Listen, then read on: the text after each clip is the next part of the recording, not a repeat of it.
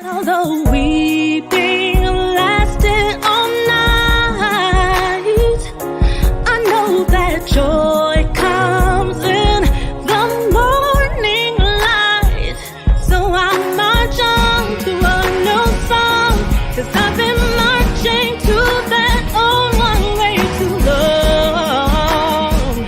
And I gotta move on and take new steps every day, 'cause I know there is got to be another way. And I'm brighter day, so I march on.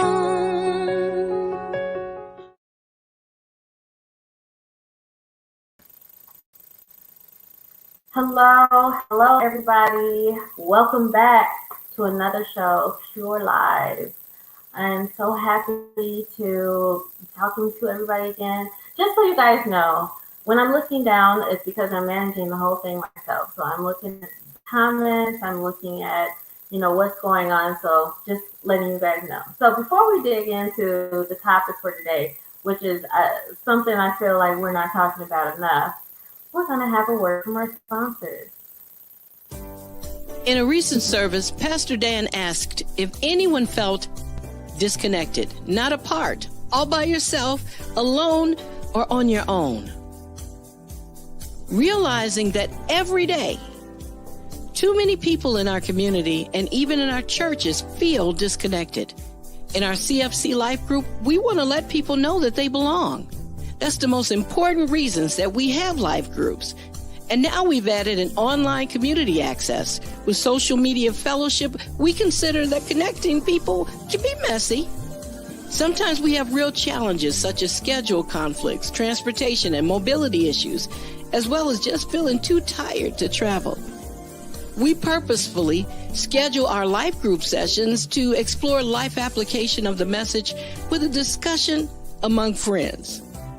This online life group is hosted by Drs. Aaron and Margaret Jamal, who truly enjoy exploring life in God's Word. So we invite you to belong. Join the newly launched CFC online life group today.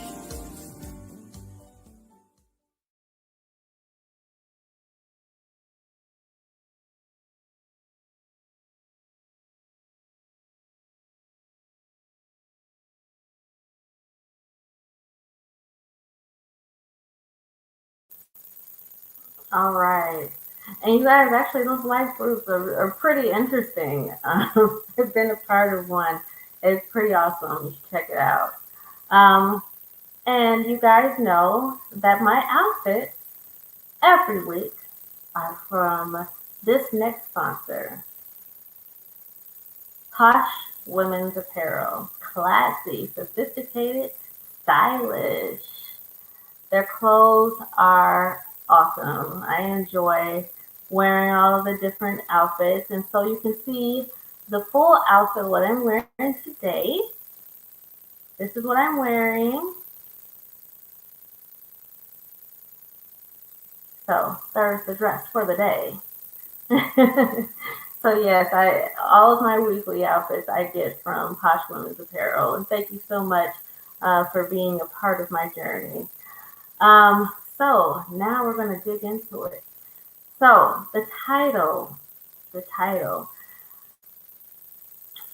going to talk about this. So Skittles, what are Skittles? So I'm going to bring on my guest shortly. As you can see, I have the licensed counselor, Perry Roof, as my special guest. So what are we talking about today? Well, apparently what's been going on for a long time and now has become, it's back in the center, is drug parties. And what they do is they bring in a bunch of prescription drugs, put them in a bowl, and prescription drugs, there's all kinds of different colors, and they're calling them Skittles. Can you believe this mess? So I felt like it was necessary to talk about this. I went on the CDC site, and here are some of the facts that we saw. 14% of high school students reported having ever used select illicit or injection drugs. My goodness. 14% of students reported the non-prescription use of opioids. Injection drug use places youth at direct risk for HIV, and drug use broadly places youth at risk of overdose. Youth opioid use is directly linked to sexual risk behaviors.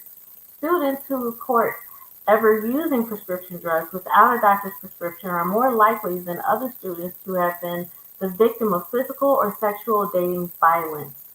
Drug use is associated with sexual risk behavior, experience of violence, and mental health and suicide risk. So today I'm going to bring on Perry Ruth. Hello and welcome. Hi, Asia. I'm so happy to have you on. And we have somebody else on to help with the conversation. I wanted to just interview him myself, but I felt it would be more beneficial for him to just be on the show and ask the questions. And that would be Christian. Hello. Hello. And this is actually my son. And I talked to him before the show about his knowledge of drugs and what his friends are doing, and that's why I felt the need to bring him on. So before we get into the conversation, Perry, why don't you go ahead and introduce yourself? Tell people what you do. Yeah, so hello, everyone. My name is Perry Roof, and I am and was a substance abuse counselor for several years. So I have my master's degree in forensic psychology, which allowed me to practice in correction settings, but also in community settings in a mental health field or substance abuse. So I worked for a long time as a mental illness and substance abuse counselor, which is known as MISA in the field. And then I also have my certified alcohol and drug counselor certification and have been working with young people and with clients in general in this field for about 7+ years. And working with youth specifically in a variety of settings, both in and outside of corrections, in the community and in school settings. So I guess you might know a little something about the subject, huh? A little bit, yeah. Oh my goodness. Okay, so yeah, we're gonna get into it. First, what I want to do is I want to talk to Christian briefly, and the reason is because I want you guys to understand why I have him on the show, and that we are targeting his demographic in dealing with the issues that we're talking about in this drug culture. Christian, how old are you? I'm 15. And what grade are you in? I'm a sophomore. And to your knowledge, are there people that attend your school that use drugs? Quite a few. Do you know what kind of drugs they're using? It can range from like weed, sometimes it's meth, speed comes up every now and then, there's ecstasy, and there's some others that I do not remember the name of. Oh, geez. Are any of these students your age? Most of them, yes. Okay. And the other ones that are not your age, are they much older or are they younger? They're usually like maybe a year older or just 2 years older. Not much of a big difference. So this is scary to me. Christian is only 15 years old. So as I talked about some of the statistics in the beginning of this, Perry, what has been your experience? Are you seeing a lot of young people using drugs like Christian's talking about, or are they? Have you heard of these Skittles parties? What is your experience been? Yeah. So, like Christian said, I have worked with young people from probably starting at the age of about 10 who are substance users, all the way through adulthood. So Yes. yeah, and when I say substance users, I Can don't you speak a little mean, louder, Terry? I'm sorry. yeah, Speak a sorry little about louder. that. When I say that I've worked with 10-year-olds who were substance users, I don't mean just alcohol, marijuana, I mean cocaine. So starting at a very young age. And the Skittles parties, I had heard about it years and years ago. And so when you brought it up, Asia, I was surprised that it had come up again. But at the same time, not really. But the Skittles parties is not a new phenomenon that's been going on for a while. It's obviously really dangerous. And I also really appreciate, Christian, you being really honest and saying that there's young people your age and a little bit older who are using meth, which to me is not shocking as a substance abuse counselor, but even as you say it, it's shocking to me just to think of a 15-year-old already using something like meth. Yeah, that's just flat out scary to me. Mm-hmm. Christian, I know you don't use drugs. Have you thought about using drugs? Not at all. And what is your reasoning for that? Um, I'm gonna just be blunt and say I feel like it's rather stupid to take substances that will force you to lose control of yourself and make decisions that you will regret later in life. Yeah, it's a very good point. Do you or have you heard, and I'm going to bring the same question to you, Terry, after I ask him, have you heard of any reasons that these people are actually on these substances? Um, there's been like different reasons. Some have just been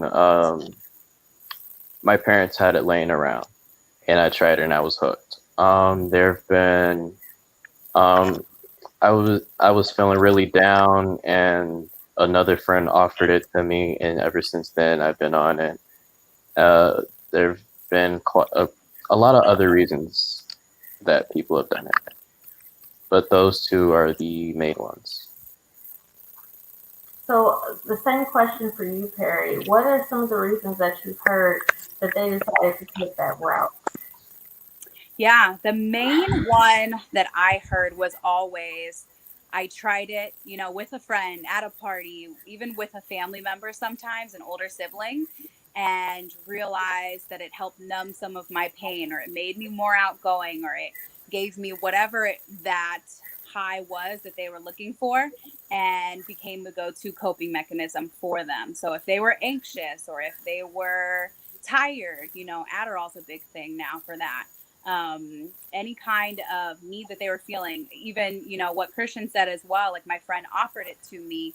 I've worked with high school students who their friends were selling them their own prescription medication.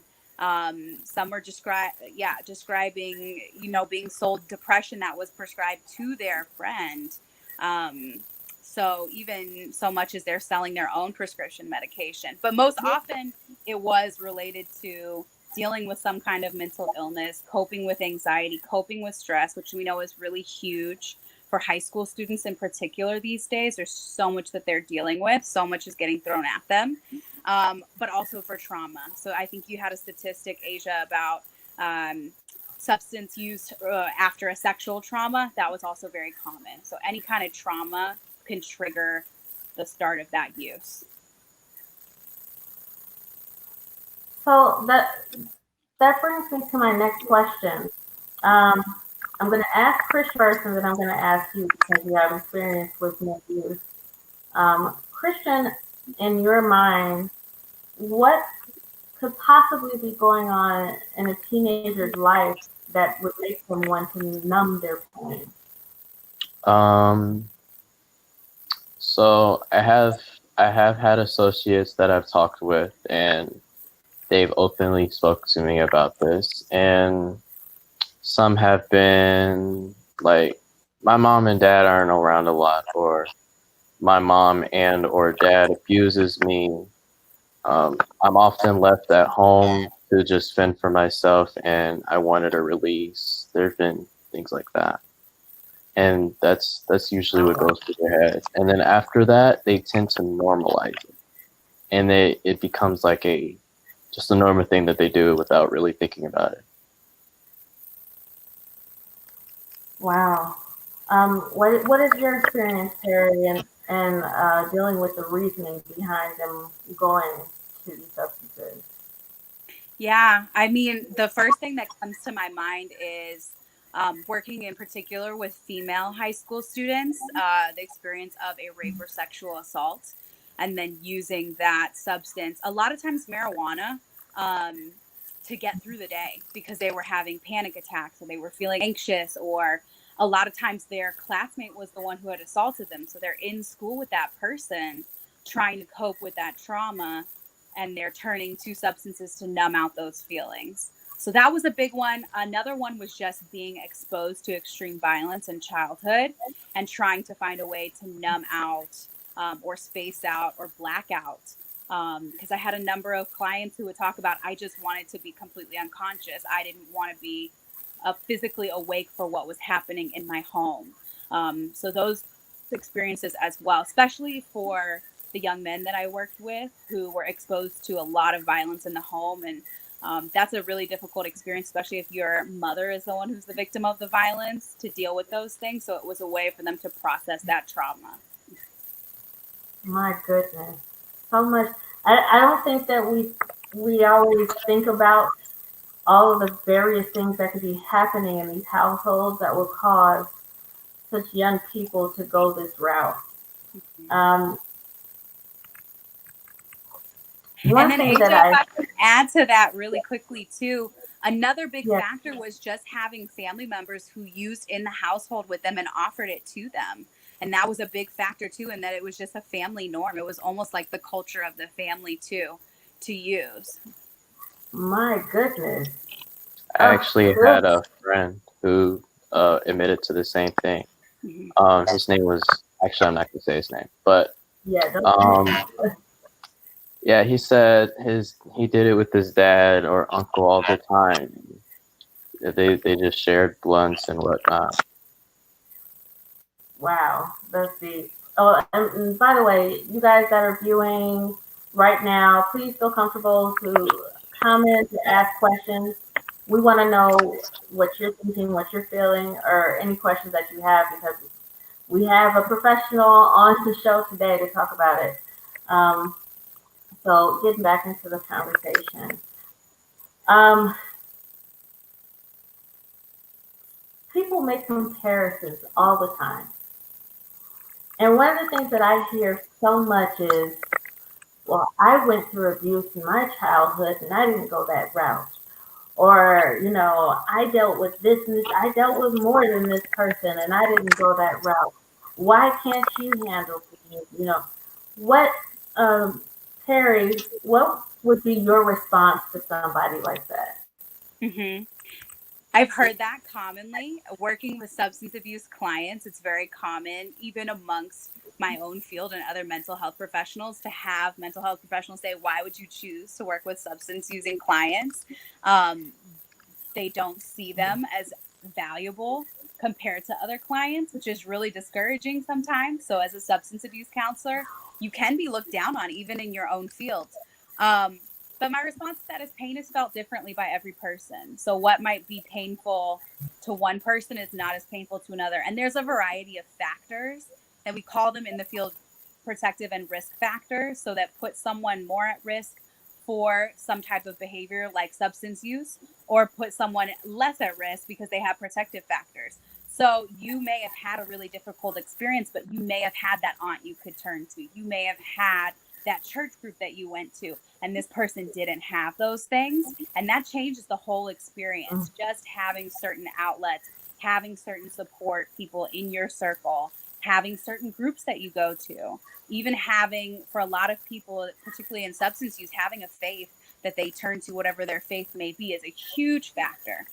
Having a good school that you go to. So those different variables make a huge difference. And again, we all experience things differently. Some people have innate resilience and some people struggle a little bit more in that area. So there's grace for everyone, but it's always a reminder that, just because you have gone through something similar or more difficult, your experience is not the same. How you feel it is very different. That's a very, very good point. Um, so, without stating specifics, Christian, I know that you've had trauma in your life, um, quite a bit, and still you choose not to go the route of drugs. What do you think that reason is? Um, Other than the fact that I think it's just irrational, um, I think that like having like the community I had, like my family members, all of my family was very supportive. Um, I was loved on a lot. Like even my friends, if I had a problem, I could always at least go to them. Um, it was outlets like those that helped sometimes. Yeah. I myself have had some childhood trauma. Had nothing to do with my family. Um, and so I had a very supportive family, even though at the time my family didn't know about the trauma. Being in the church or being involved in the youth group that we had at church was an outlet for me. Quite frankly, I didn't have the time to be in the streets or, getting into things. My parents were very protective of me.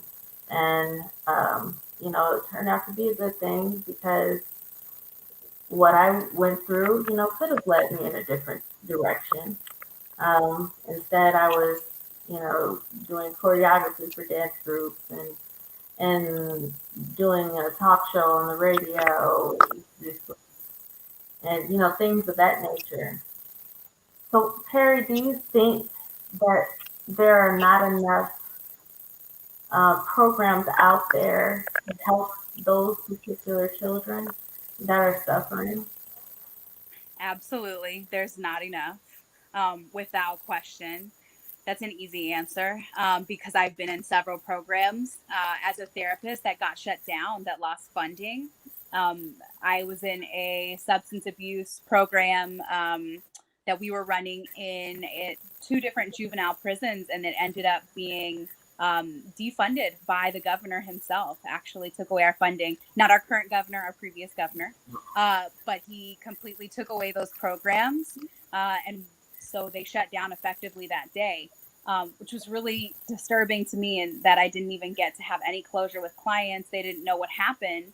And then also just in working in the city and working in different communities, it just the lack of funding that's given to these kinds of programs, there's just never enough of those kind of programs. And I think too, like what you, Asia, and Christian both spoke to is like that there are certain support circles that make a difference, but not every child has that support. And so if you don't have those programs in place, then those children are never going to have the opportunity to connect with loving friends or adults or anything like that. Yeah, we have a question, and I think this would be more towards for you, Terry, to answer. So, if you know someone who is using, what would be the first step to getting them help? Yeah, I think it would depend on whether or not you feel that that person is willing to get help, because that's really where it starts. And that's kind of our first rule in substance abuse, is knowing whether or not that person is willing to start the treatment progress, because they have to decide. It's their choice, right? And there's actually stages of change that we turn to and we use as our guidebook that tell us whether or not a person is ready and how ready they are and how we can push them forward into being ready to change.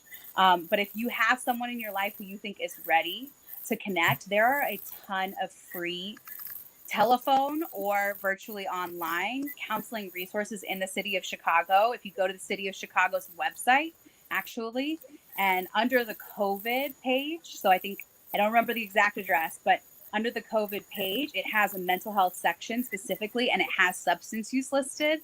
And the best resource is SAMHSA. So it's SAMHSA. And they have a helpline that that person can call.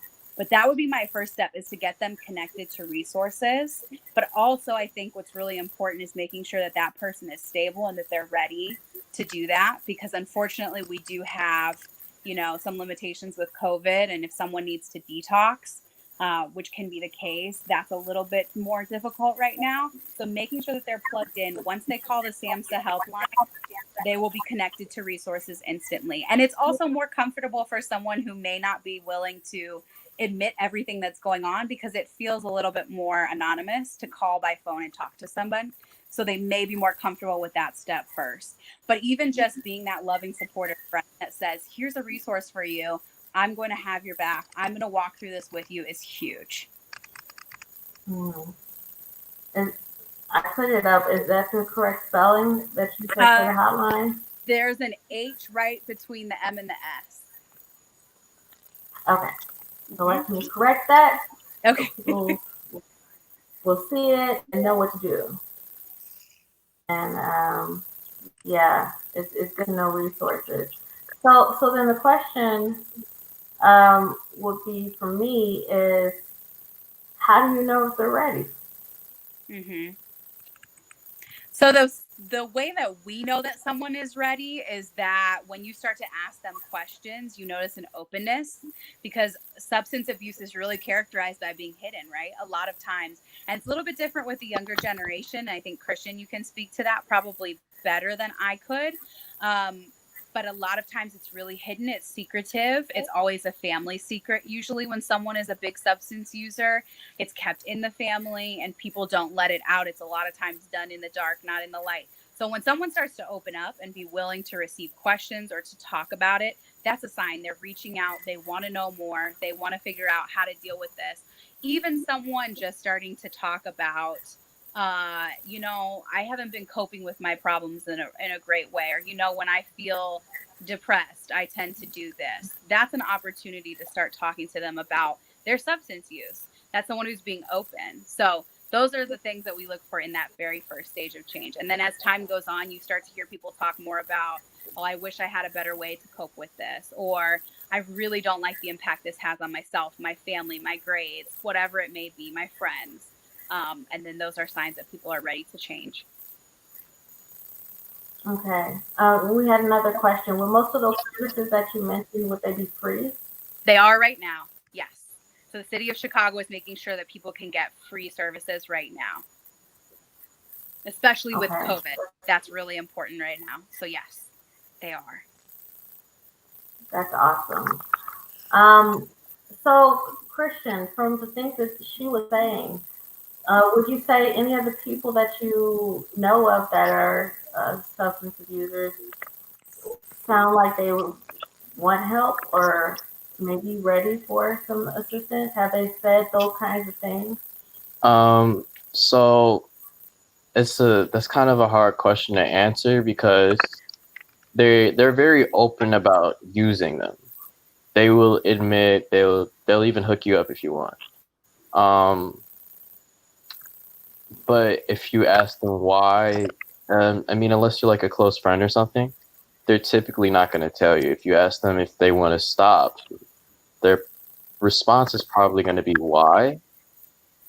I don't feel like any of my associates or any of the ones that I've come across would actually want to stop. Okay, that's unfortunate. So with them being minors, Terry, is there a way to make them get help, or place them in a facility, or does or something, or is that approach not a good approach? Like, what do you do if your child has gone off the deep end and they're so far gone they don't know how to say I need help? Yeah, that's a tough situation for a parent to be in. And I can't imagine the pain that a parent would go through having to watch their child suffering in that way. But there are programs that young people can be enrolled in for substance use, and specifically to help them if they need to detox, because sometimes that is a problem. Depending on the substance they're using, they may need to detox from it, which can cause withdrawal, which can be excruciating for the person who's experiencing that. I would say in terms of whether or not it's effective, it depends, and it's case by case. we talk about rock bottom a lot, right? As the kind of sign that a person is going to be able to kind of change things around.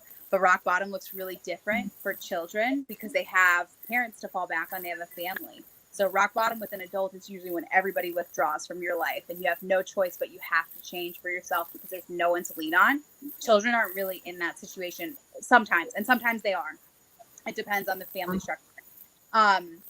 But I think too, as a parent, you have to know your child and know whether or not they're receptive to changing right now and what you're going to do after they go into treatment. So everything that they do in treatment can completely become null and void once they leave and you don't follow up on the program. You have to be the one who's reinforcing it in the home. And the core problem is not the substance abuse, it's what's triggering the substance abuse. So it's different too with different generations. And I'm sure Christian would know just from his peers he's talked to about this and the associates he has that are using. But from my experience, there's always an underlying thing that's causing the substance abuse. It doesn't start with the substance abuse. It starts with something else. So it just depends on the parent. It depends on the child. If the child is ready for treatment, a treatment program is absolutely a good decision because they'll also find people who are experiencing the same problem and they'll find a community to support them in their recovery once they leave the treatment program. And that's a huge part of it too, is having a community who knows what you've experienced, but they have to be ready again. And usually what we do is we talk about the benefits outweigh the costs at some point. So when someone reaches that point where they realize the benefit of changing is greater for me than the cost of continuing my use, that's when someone is ready to kind of turn that corner. And so you hear people talking about things, and that's when you start to realize, okay, they're ready. They're seeing that the cost is now too great for them to continue. So, have you had youth come to you that actually didn't appear to really want to be there? You know, like kind of resistant to the whole get clean and all that kind of stuff. How do you handle those children? So I worked in the juvenile prisons that I worked in. I worked with roughly 17 to 21-year-olds. They were really young adults for the most part, and young men specifically in a maximum correctional environment. So for very serious offenses. And they were mandated to be in that program. They were not asked if they wanted to participate. They were told because you have substance use charges on your record, amongst whatever charge it was that ultimately led you to be incarcerated for the period of time that you are, you have a history of substance use. Therefore, we're putting you in this mandated program. So they did not want to be there. They were not interested in participating in the program, other than we would allow them then, if they completed successfully, to get time off their sentence so that they get to go home earlier. And in working with that, it was really difficult because they don't want to be there. So it started with building a relationship with them and meeting them where they were at. I know you don't want to be here. I know you're not interested in this. Let's talk about what you're interested in. What do you want to work on? And a lot of times it was anger. It was past trauma. It was family issues, relationship issues, all of those things. So I started there. Let's start where you are, and I'll meet you where you're at. And you're saying that you're troubled by your anger. Let's start with anger, right? And then loop in slowly all of the substance use and how it's played a role, and how your anger you try to cope with through using cocaine and alcohol, right? Or whatever it may be. And that was typically building that relationship was how we did that work. And eventually the resistance dies away because they actually connect with you as a person and as a therapist. They see you as someone who's allied with them. But it's about meeting them right there and saying, okay, I'm on your side. I've got your back. And really, this is for your benefit. So it's a kind of a sneaky approach in a way, because they don't know that that's your ultimate goal, is to get there. But it's also, the intent is to make sure that they know that you support them. And so I'm listening to you when you tell me I don't want to talk about my substance use. Okay, so let's start with something else and we'll get there. And I think that translates well into working with children who don't want to talk about it with their parents. I think a parent can use the same approach to say, okay, let's talk about what you're interested in first, and then we'll get there.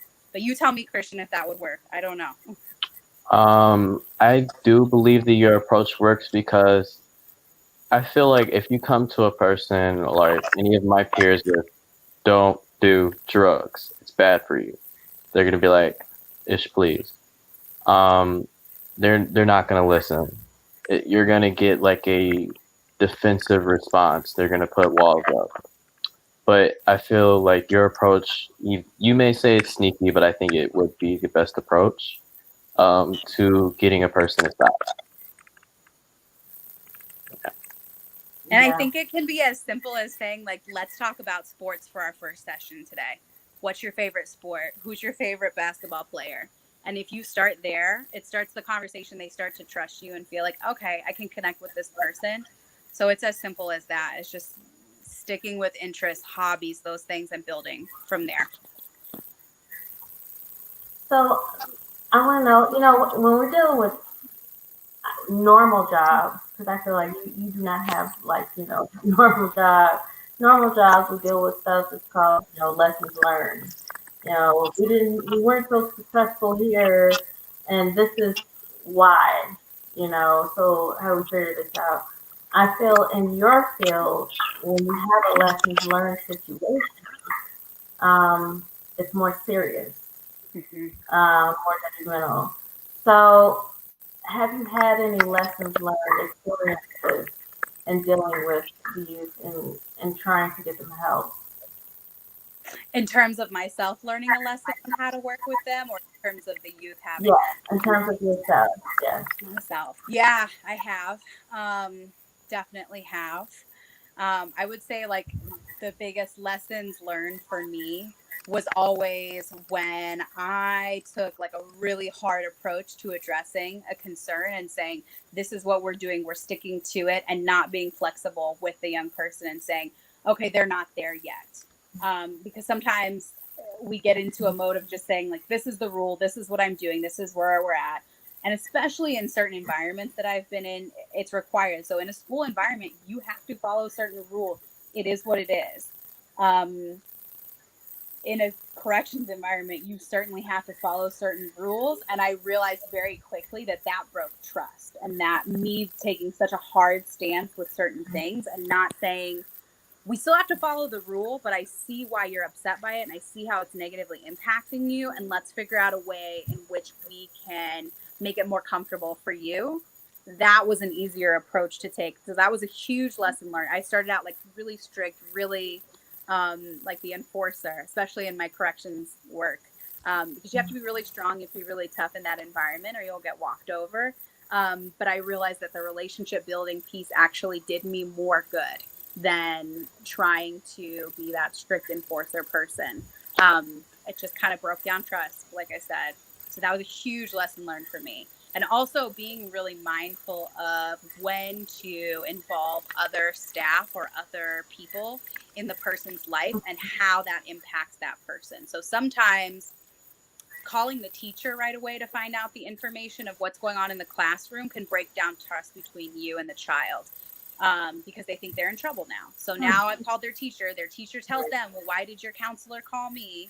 What is this about? Right. And it breaks down trust. So it's also knowing what other adults you can trust. And that can be challenging too, because everyone's heart is in the right place, but we don't always take the right actions every time. Right, that's a good point. And I'm gonna ask a harder question. In your years of experience, have you lost anybody to death due to substance abuse? Yes, I have. I lost one of my clients who was in corrections, who was one of my more challenging clients to work with. Um, and he left the corrections facility, was released, and overdosed within about a month of release on heroin. So that was probably the most impactful for me, just because we had actually gotten to a really good place towards the end of his treatment, and I thought he was doing really well. And obviously the stress of him leaving and going into his home, in which the parent, and this was a 21 year old, but the parent he lived with was an active substance user who actually went to the doctor regularly to get prescribed extra medication so that her son could sell it for her. My client would sell the medication. So it was the environment that just Yeah, but that one was really impactful for me. During the time that I worked with him, his fiance had actually also overdosed while he was incarcerated on heroin, and she was pregnant, and so that was really hard. So we had just worked through all of Oh that, no. and yeah, so it was kind of the double whammy of that. But he's one of quite a few that I lost as a counselor, and that was, I mean, Asia. Now that was like 5 years ago, but I still think about it often. I can imagine it hurts. I mean, that hurts me just listening to it. Um, we have another question. Yeah, it's a really good one too. Yeah, how does a person in your position cope with the stress of your job? It took me a long time to figure out how to balance that. I used to get so, I lost a lot of clients, not just to substance abuse, but also to community violence. Most of my clients for the 2.5 years that I worked in corrections were gang affiliated, and I lost, I want to say, half of my clients I've lost. It's a huge number. And it used to just tear me apart every time I would hear about it. It would just wreck my day for like, and it would go on for days. I would think about it for weeks and weeks, and just because I knew how their families were hurting, and I just thought about that, and I thought like, wow, just knowing them as a person and thinking about all the potential they had, and they were young, and all of those things. So that used to really wreck me, and it took me a long time to figure out ways to cope with that kind of stress, because that was not going to change. Sadly, that part of my job is just not going to change. Yeah. And in no job have I had the experience of not losing any clients. I've lost clients in every single job I've had, all over the city in different capacities, adults, children. I've always had the experience as young as 9 years old, hanging themselves and completing suicide. I've had just heartbreaking stories of all ages. And what I had to really figure out was ways to take care of myself, to create some separation between myself and my work, because you can become so invested and so personally involved with your clients that it ends up really damaging you, because you put so much of your self-worth in how well they're doing. Sometimes as a therapist, it's like if Christian was my client and he was really excited about this test and we'd worked really hard on it and he failed the test, I would have such an emotional investment. I would be devastated for him, but you have to learn to separate. And then just having friends who are in the same field because they get it in a way that nobody else is going to get it. So I have things I love. I love to go on walks. I like to be in nature. I like to talk to my friends and see my friends regularly and kind of vent about things. And I know that I really love music. So if I can turn on music in the car driving to and from work, that's a good release for me. But it's just finding all the little ways to take care of yourself. Yeah. I want And to being talk in about therapy. something. Also being in therapy as a Oh, therapist too. I, right. Yeah, I guess, people don't think about that. The therapists need therapists too. Yeah. It's Yeah. like a And, circle. We're all kind of we're all kind of servicing right. someone. Yeah. Right. Yeah. I gotta say that I have a therapist myself, Mm-hmm. and a lot of people seem to look down on that or say, I'm better than that. I don't need a therapist. I don't need, Yeah, it's not a it's not a downer kind of situation. It's not like it makes you less than because you seek help for something you need assistance with. There's nothing wrong with that. Quite frankly, uh, if you were to do the research to find out how many people have, bipolar or anxiety disorders, so many disorders out there, um, you'd be amazed at how many people either are in therapy or should be in therapy. I mean, it's a good portion of our country. So this is it. This is not something that people should look at and say, "I'm too good for that. I'll figure it out on my own." Because quite frankly, you're not equipped. You're not equipped to figure it out on your own. Um, And in a way, I it's want kind of selfish to not take care of yourself, knowing that you then can't be the best wife, husband, mother, father, whoever you may be, you know, to someone else, knowing that you're not taking care of yourself. that's a good point. I actually talked to Christian about that. You know, the impact, if something were to go down with him, the huge family that we have, that would tear us apart. Mhm. You know, trying to get him help. You know, the emotional effect it would have on all of us would be just huge. And I don't think people think about the effects that they're having on the loved ones that they have around them. I want to, we don't have a whole lot of time left, but I want to touch on something that you talked about. In some of these instances, these children are being enabled by their own parents or guardians. Um, trying to hold my tongue here because that infuriates me. Um,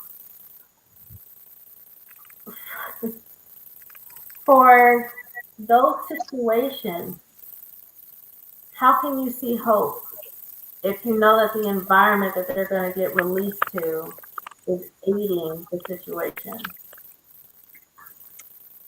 Yeah, that's a hard one because that's also like a soft spot for me, in which yeah, it makes me really angry too. Because they're children and you're putting them in a really vulnerable position. And I just don't, it's hard for me to understand.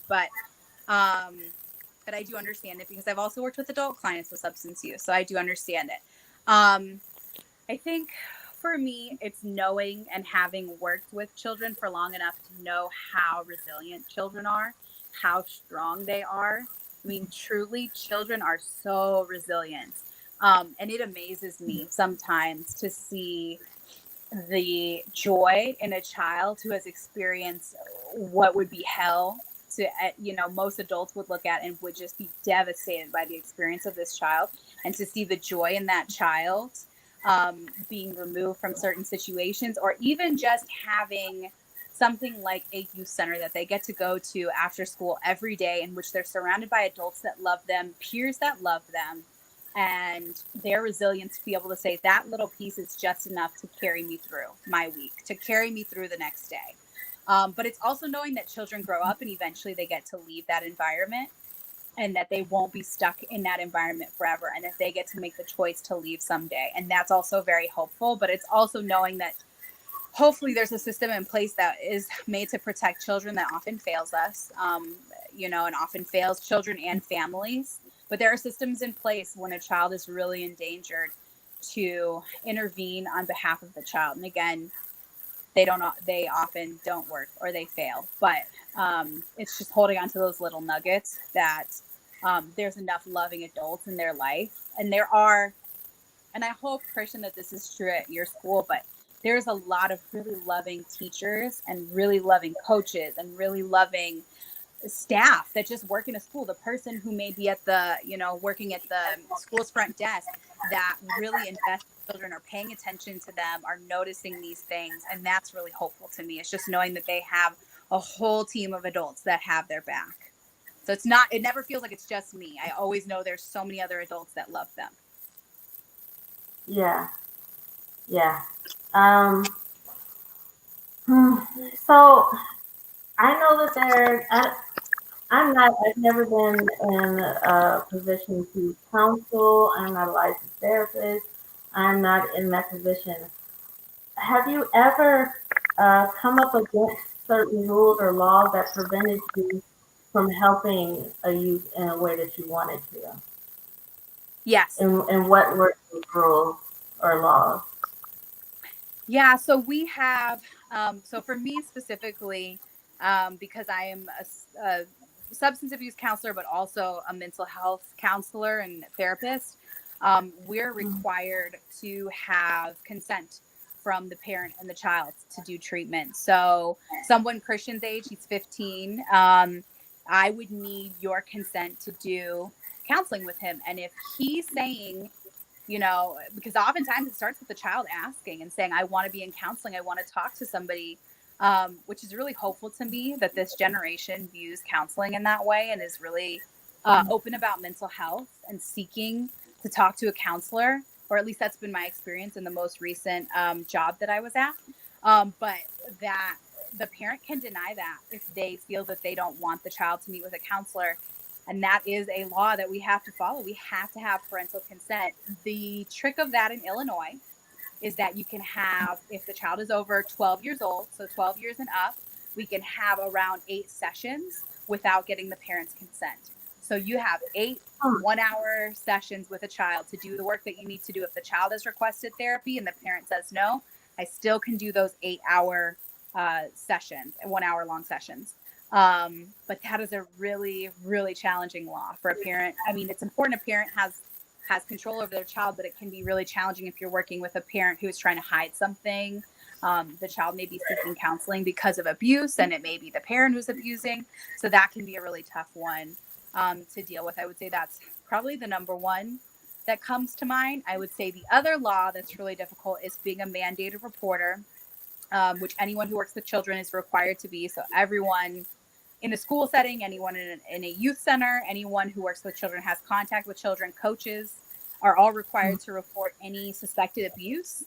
And that can be a really tough one to work with, because oftentimes the law is not either comprehensive enough in protecting children, or in the opposite, in that it is targeting families who are not abusing their children. So that can be a really tough one to work around. It takes a lot of clinical judgment to kind of see through either side of it, in that you're required to call if a child is not, let's say, like, for example, a parent is not able to get their child enough meals, and it's considered neglect, right? But that may not be because the parent is intentionally neglecting their child. The parent may not have the resources to get their child food. So as someone who also does a lot of social work, I would prefer to get the parent resources and not to make a call about their inability to provide food to their child. So that's where it can get really tricky. It's an important law because we have to protect children who are being abused, but it can also go the opposite way and harming parents who are really in a tough spot. So those are probably the top two for me. Yeah. Yeah, and I asked you about that because I want people to understand what you're up against as well when you're trying to help these young people. You know, when it comes down to people, especially young people, going the wrong way, there's a lot of blame to go around. You know, people want to say, well, why didn't you do this? Or why didn't you do that? And sometimes it's good to know what exactly is in the way. And if people are determined enough to make the situation better, maybe we can improve laws, policies that would be able to help those children that are trying to get assistance but not, for whatever reason. Or maybe it's, you know, the root cause is dealing with their parents or guardians. I would also just say, in general, social workers, counselors, and therapists are all overworked and underpaid.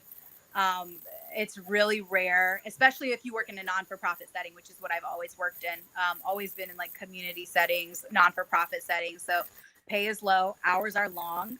I know therapists who have upwards of like 200 clients that they're supposed to see every single week. And you can imagine there's no way to see 200 people every single week. It's impossible. And to do quality work with that person, because you have to get, you know, into the therapist mode of sitting with a person in their deepest moments of pain. And it's emotional work, and it can take a lot of toll on the brain and on the heart, and on your spirit after a while. So just having a lot of grace for the really overworked and underpaid social workers, it's mental health professionals, it's counselors, it's therapists. But it's a lot. And that's not always taken into account, because we always want to do better because we care about our clients. We love them. It's important to us, but sometimes the resources just are not there. It's a really good point. And I feel like this particular topic is not talked about enough. And so maybe people are not enraged enough, or, you know what I'm saying? There's other things that are being changed right now today because people are fed up. You know, this has to stop. This to end right now. And so changes are being made. when are we going to be fed up enough to make some changes to help these young people that cannot help themselves, you Mhm. know? And I think that learning what your limitations are could help us to understand what to fight for, Mhm. because, like you talked about, maybe there's teachers or coaches that are seeing these situations and they see, well, their own guardians are aiding in this situation. How do I get them out? Mhm. And you setting your limitations is it's heartbreaking because it it makes it hard to have hope. Mhm. you know, and like you said, with the title of the show and talking about the Skittles party, you said this was something that started years ago, and you're surprised that it's coming back. I'd never heard of it before. I didn't know it was a thing. So my question is like, well, how are they getting them? Because for me, I have certain prescriptions from the doctor that there's no way I want my children to get a hold of, and I keep them close to me. They're not up in the medicine cabinet. They're not in a place where my children can access them.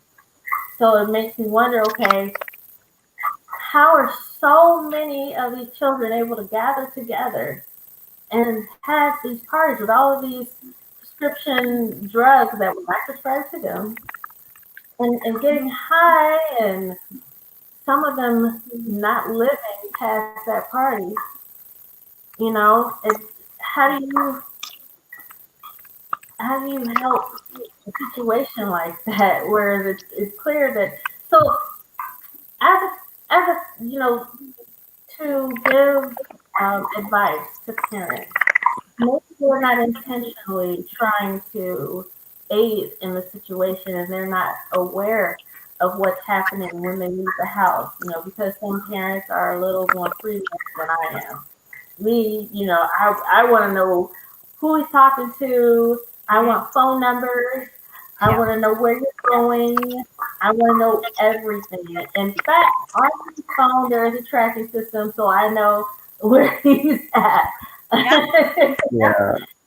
Um, I'm real serious about my parenting. So, um, for advice for parents that don't mean to be neglectful or, care about their kids, what would you tell them, are good things to do to help their children not go down this path?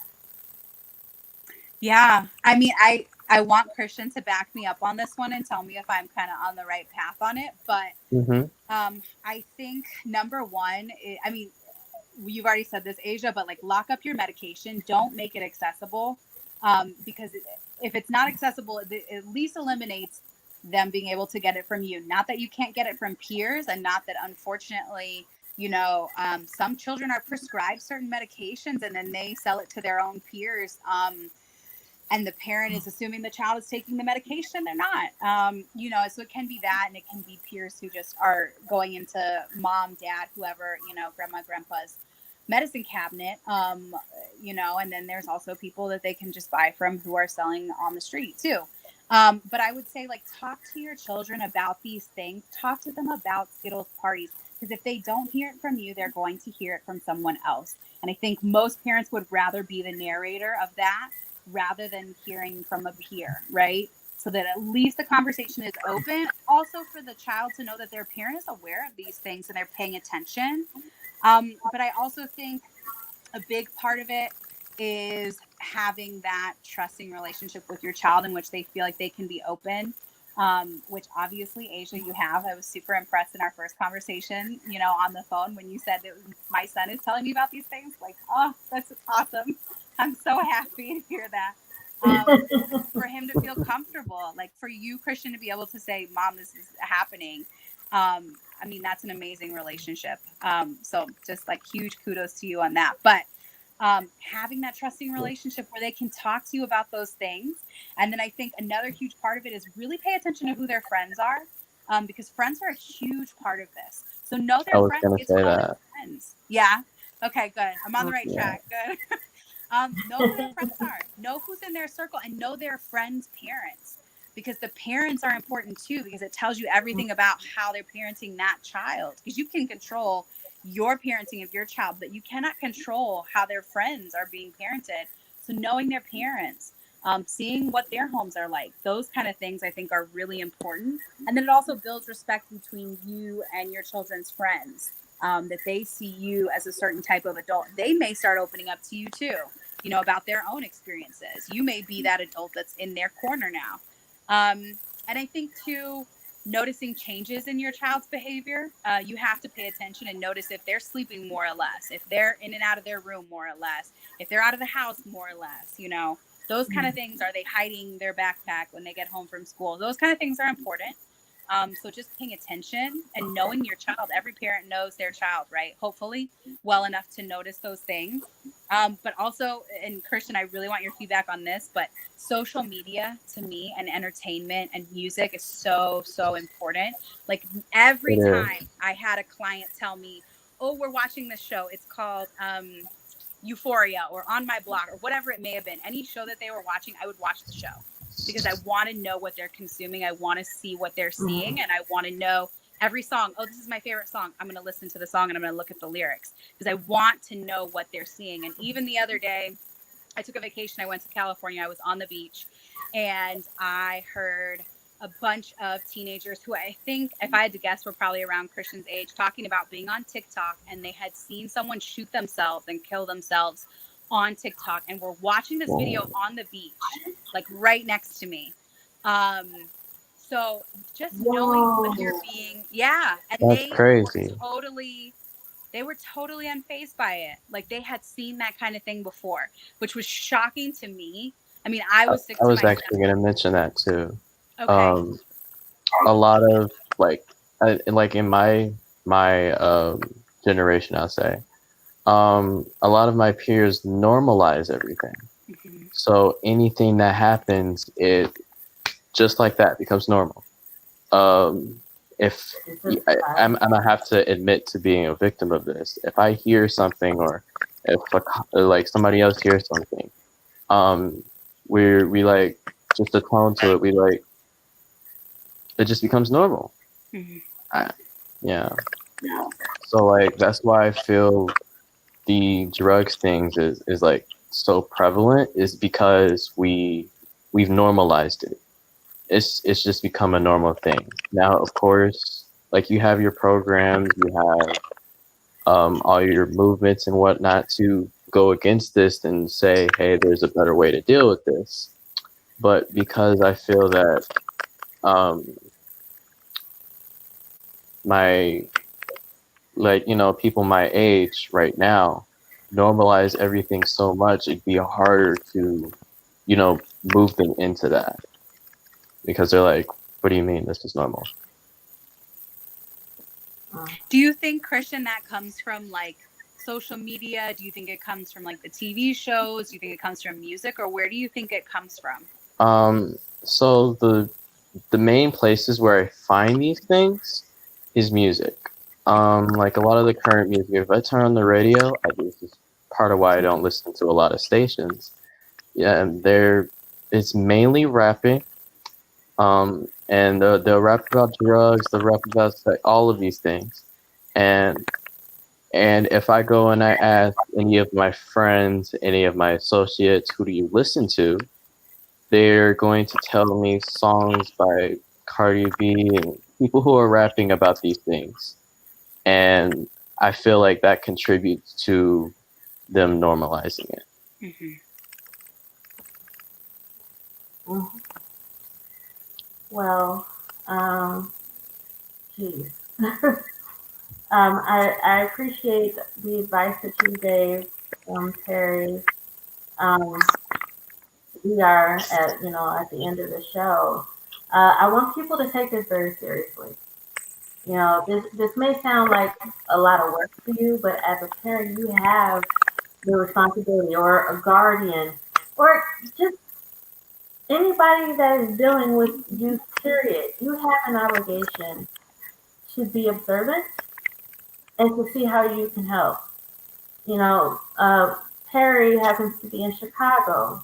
But for those of you that are not in Chicago, do the research. It's easier and easier now to get online. Mhm. Um, you know, there's during the whole COVID thing, there are actually things that were offering some free online services. So do whatever research you need to do to help save these kids because they don't know how to save themselves. You know, it's up to us. And I don't want to. I'm trying not to sound cheesy or whatever, but here's the facts: they are our future. You know, our next leaders.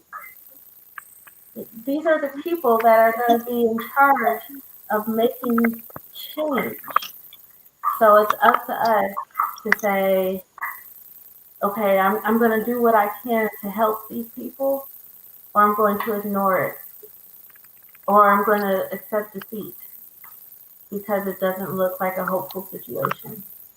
And I applaud you, Perry, for taking on such a huge responsibility, even in seeing um, the negative sides in people that didn't make it.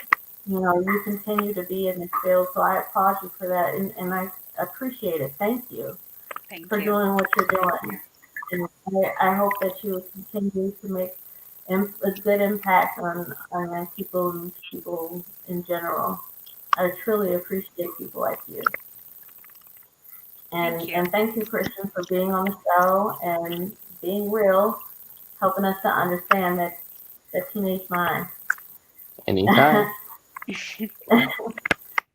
So we're gonna wrap it up today, you guys. I please look into this. This is not a game. This is still happening. Yes, we have so many other things going on in this world, but this is still real. This is still going on right now. And in fact, it's becoming worse. People are using drugs more right now because life is hard. And life was hard before, it's even harder right now for so many people. So please take this seriously. Um, till next time, you know where to find me every Friday, 9 p.m. Central Standard Time. I'll be right here. Please go to my website. You'll be able to see my YouTube page from there. You can click on all of the previous episodes. And if you are watching from YouTube, please subscribe and click on that bell, and you'll be able to see when I have new content. Um, so remember to embrace God's perfect design, which is you, and have a good night, everybody.